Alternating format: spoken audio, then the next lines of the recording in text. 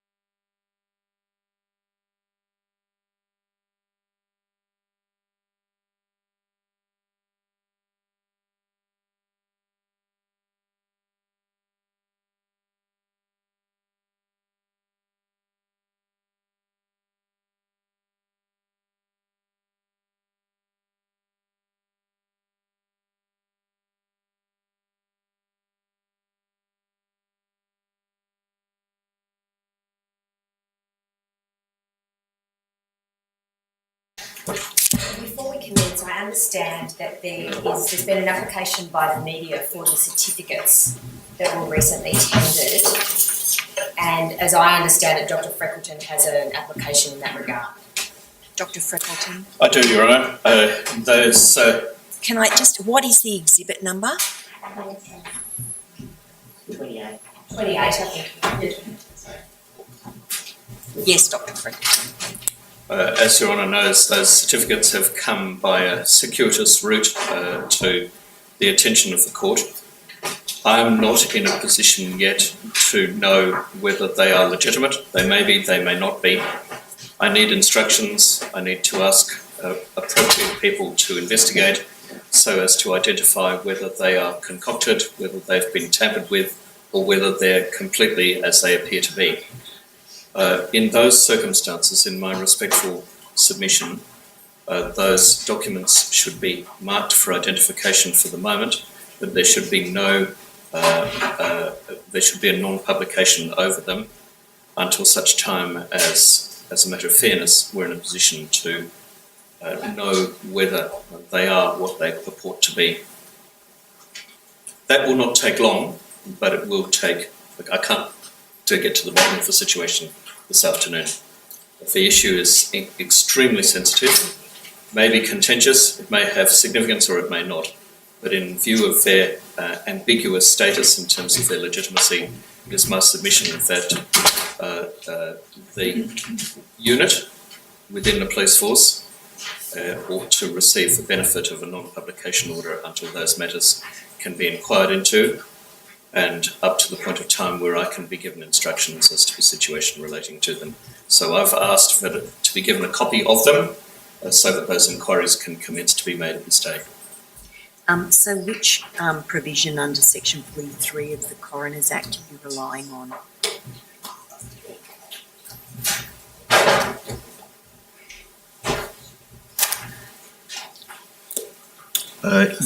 You're under Section 43 1B,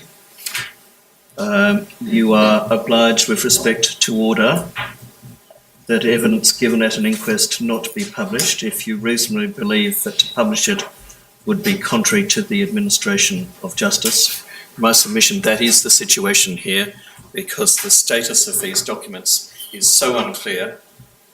To say something which Your Honour knows already, the current witness cannot speak to the legitimacy or reliability of these documents.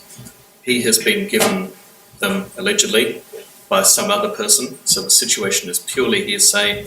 They're obviously copies, obviously things have been done to them. No one is in a position to know yet whether these documents are what they purport to be, and it's contrary to the administration of justice to release to the general community documents whose status is as yet so unclear. Wrong inferences might be drawn very, very unfairly to the Northern Territory Police Force, to everyone associated with their TRG during the relevant years, if they are not what they appear to be. Now, what I can say to Your Honour is that we will set about these investigations promptly, and as soon as the situation clarifies, we'll let your counsel assisting know.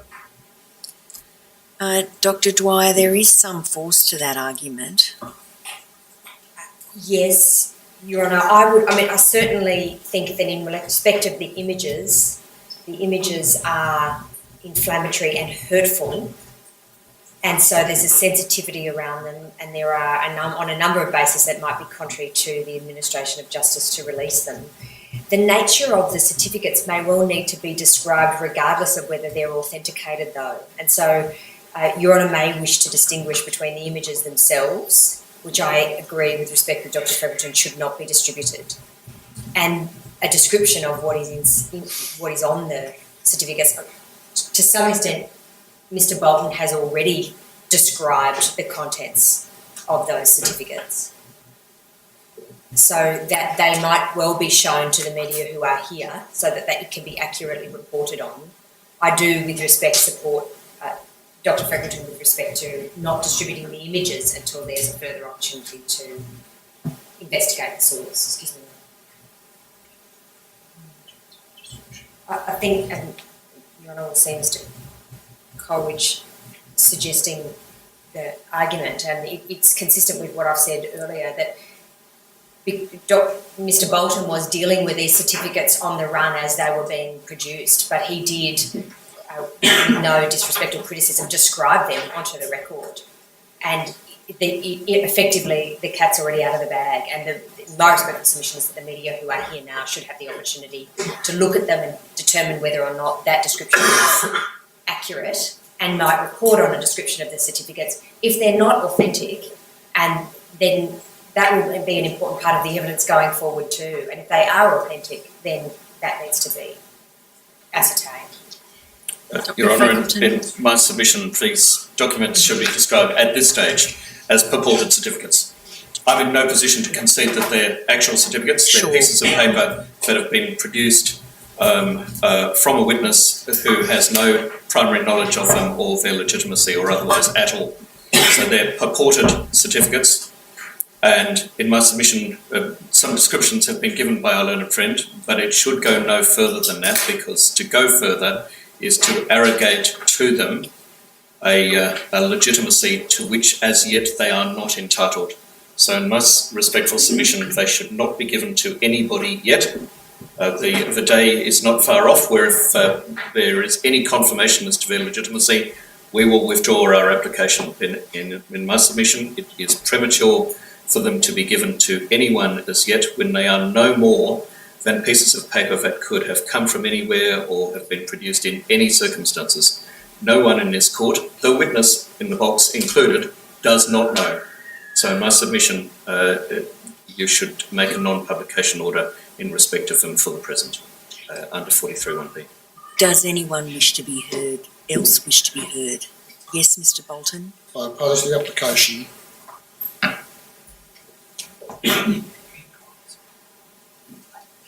If the test is whether the publication of the image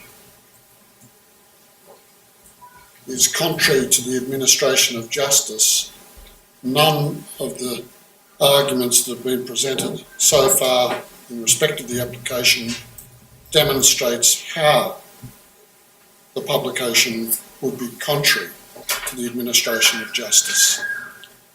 The inquest hears evidence of varying degrees of certitude every day. The probative value of evidence and its weight will ultimately be determined after all of the evidence is received and submissions considered. The fact that this witness gave evidence on Monday was broadcast throughout the Northern Territory and other parts of Australia. The fact that some of it might not have been accurate, but other parts of it were, was not contrary to the administration of justice. If it proves that these certificates are wrong, inaccurate, misleading, fabricated, or in any other way inauthentic, then that no doubt will be published as well. But the mere fact that there has not yet been a tight chain of authenticity established does not mean that the publication of the image is contrary to the administration of justice. For there to be an order that allows the newspapers and the broadcasters to quote the description of the documents but not publish the document seems to be inconsistent. It's not likely that the administration of justice will be impaired by the publication of the evidence that was already received before lunch. The mere fact of the broadcasting of the image itself cannot said then to be so deleterious to the public trust in the administration of justice as to be contrary to the administration of justice. So just finally, this is a matter of significant public interest. it's been a matter of backwards and forwards in the evidence that's been gathered over the last 5 days. That itself is a matter of public interest. And the way it's developed has been a matter of interest to you in the determination of the issues that you are deciding. And the way that this evidence is unfolding in real time is itself a matter which affects your consideration of issues such as police responsibility for investigating police and the extent to which there are racist attitudes held amongst serving officers of the police. So my submission is just let it be published, please. Does anyone else? Sorry. Might I be heard very briefly in response to what Mr Bolton has said? There's no doubt it will be of interest to the public, but whether it is a matter of public interest that at this stage these purported certificates be published is a quite different matter. That's not the test. The situation has arisen in a highly irregular way. It's not that there is an absence of a tight chain of authenticity. The situation is that the documents have come toward you from a witness who can say nothing about them, save that he has been provided by them, with them by some other person in circumstances even then which are somewhat unclear. What you don't know is whether there are any indicia of authenticity about these documents, save what you can see by looking at them. And documents can be generated in this era in all manner of ways, and to provide them to the community with the risk that assumptions and inferences will be drawn as to their authenticity at this stage, with all the consequences that follow from the power of a pictorial image, in my submission is contrary to the administration of justice. It's premature, it's unfair, and the situation can be remedied by simply provision of a little time in order to investigate the status of these pieces of paper. Obviously, you've been aware of these purported certificates for a little time already, Dr. Freckleton. How much more time do you say you need? We've been aware of one to some degree as of last night. The other two we did not see before you did at all. So I have not had the opportunity to obtain instructions from any persons who may be in a position to give informed instructions at all as yet. I'm happy to stand the matter down for you to take instructions in relation to the certificate that you have had since last night, which might resolve that matter. Yes, I can do that.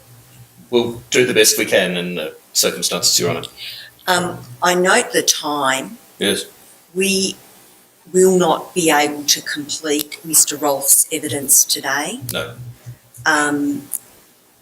In part because of the matters that have arisen today, in part because of technical difficulties, in part because there was an additional objection to him giving evidence on all matters, and in part because there have been a number of objections throughout the evidence that have taken up some of the time this week. In my view, it might be appropriate to, in fact, conclude his evidence now and return at about 4:15 to address this issue further. I'm not sure when I will get a chance to conclude my examination of him, which I anticipate will take about 5 minutes. I might not be able to come back next time. Sure. In those circumstances, I'm not going to rule in relation to the non-publication order now. I will complete Mr Bolton's evidence or examination of Mr Rolfe, and then I'd propose to adjourn.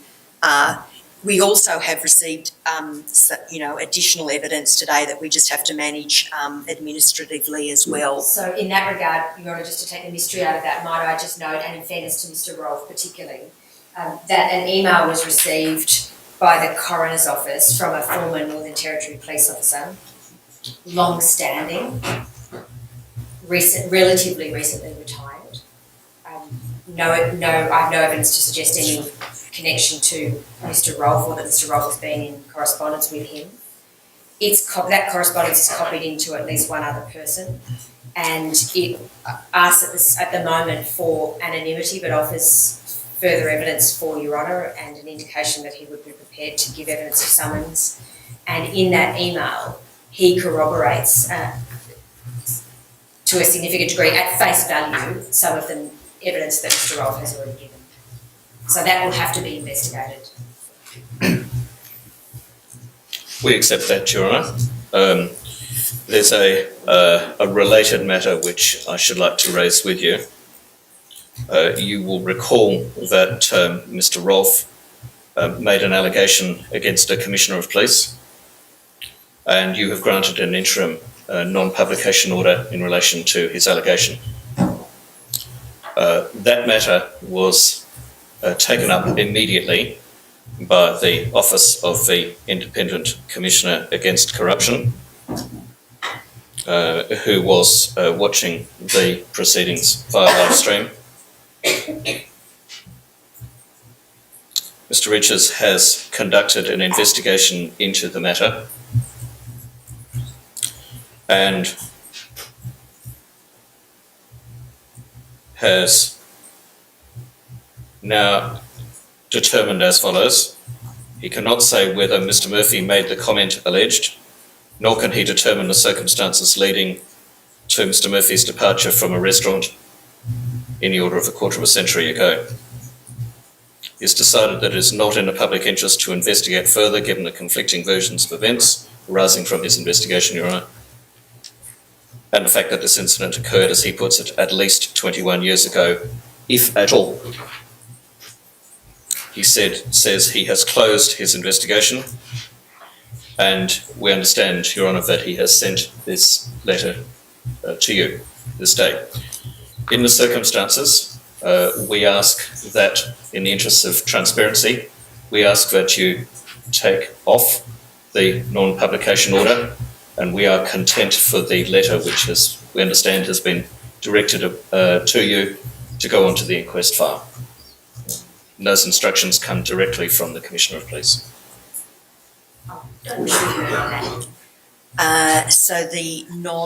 Does anyone else wish to be heard in relation to that? Then the non-publication order in relation to the if I can call it the restaurant Incident? Is lifted, including as to the name of the officer alleged to be involved in that incident. Yes. Together, and we will also receive as an exhibit the investigation findings of or the ICAC findings. Yes, Your Honour. That's Exhibit 29. Thank you. And Thank you, Your Honour. that will be placed on the website? Yes, Your Honour. Thank you, Your Honour. Yes. Your Honour, one more person jumping up. Can I just be clear on I haven't seen the certificates, and so I didn't make a submission about them, but during this break, are we, other council, permitted to see these certificates in order to contribute to what may be an argument when you come back about publication on those? Yes. Yes, I wonder if we could be given a copy for all of us of the purported certificates, Your Honour. Ms Wills will make those copies now. Thank you. Mr Bolton.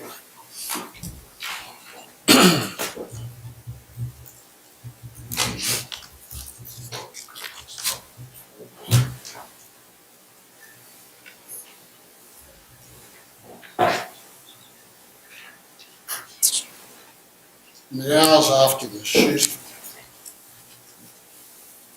you exchanged joking text messages with a member of your family, didn't you? The following night, Yeah. Sunday night. 10th of November, about 2:12 p.m, 6:04. Text message 6:04. Yes, I did.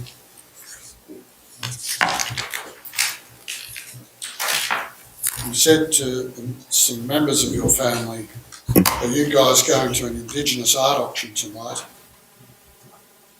Yes. Next message, pick. Next message, A. Next message, side.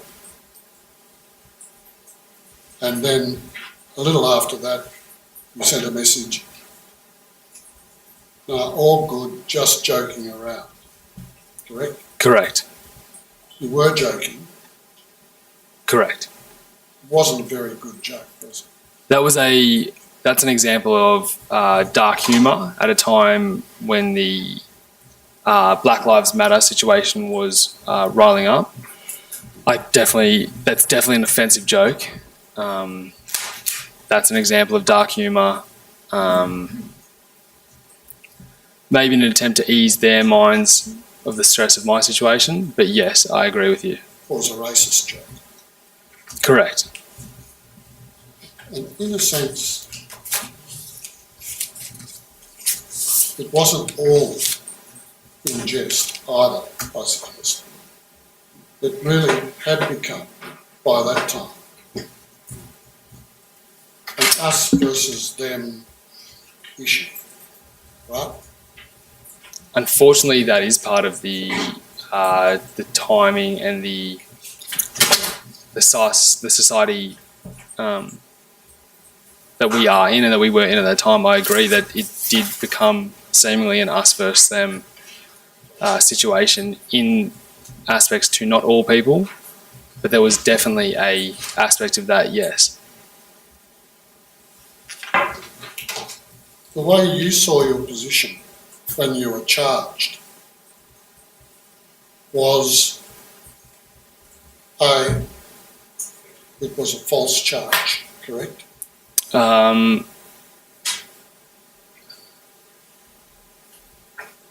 don't know if that's the right wording, but I didn't agree with the charge. You thought you'd been arrested improperly.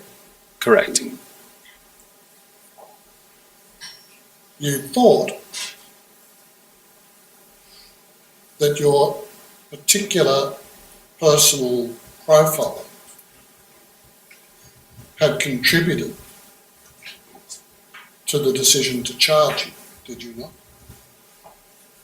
I believed that the fact that I was a white male ex-veteran did.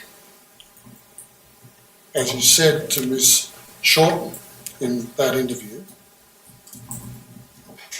I'm a white police officer, I'm male, and I have military experience, and later I am a single white male police officer. I don't have children or any dependents, have a background in military experience, and I understand my image isn't ideal for everyone, but if I was a female, or if I had had dependents or children, I don't know if they would have done the exact same thing. That's what you said, right? Correct. That's in regard to the my opinion of the police that arrested me and the executives that pushed for that charge. Along the same lines, and immediately after that, you said, if I was Indigenous, I couldn't see the same uproar. If the man I killed was a white man, or if he was an Asian man, or any other race, I can't see any uproar at all. So yes, I do think my image has a fair bit to do with how this has been treated, correct? Correct. Do you think that you're the victim of racism, do you? No. I believe I am the victim of poor policing decisions. Part of which is based on the fact that you are white.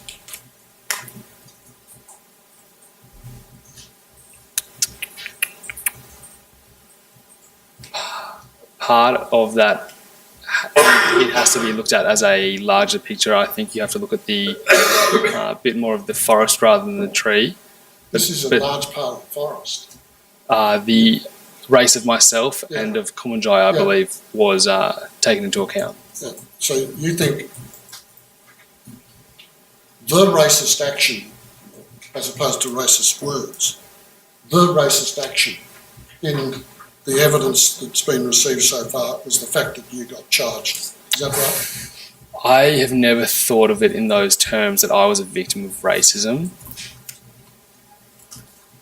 I've always thought that the race of Kumanjayi played a part in the decisions made by officers to arrest me. So I still believe that it's an element that led to their decision. But I've never thought of it in the terms that you've just said, that I am a victim of racism, and I don't feel that. But I can understand where that's coming from. Yes, It was a race-based decision.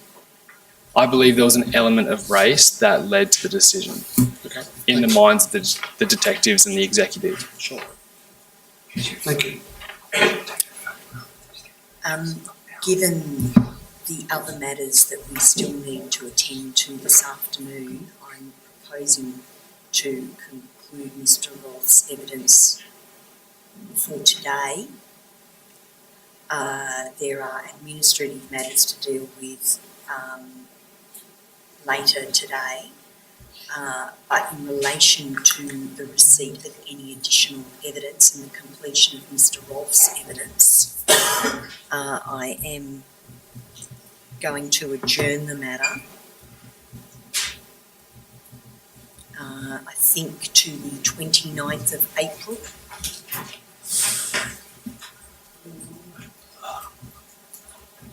This might need to speak to Yeah. Just check the diaries.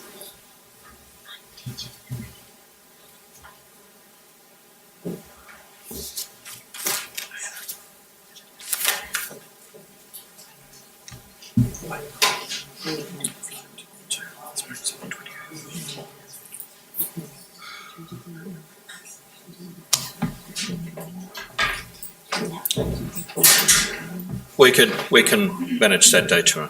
What's the date? I'm suggesting the 29th and 30th of April.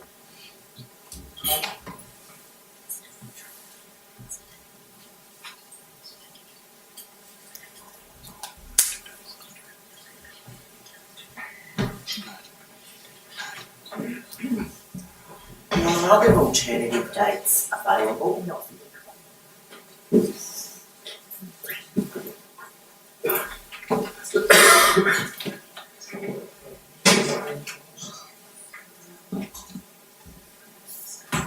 Yeah, it may need to be discussed given we've got the time, would you want to Sure, adjourn? I won't fix that date at this stage.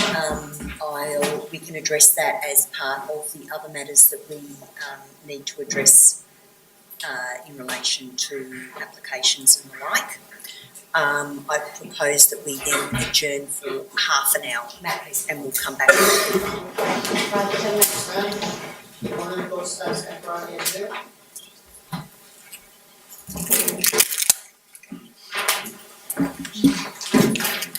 Right,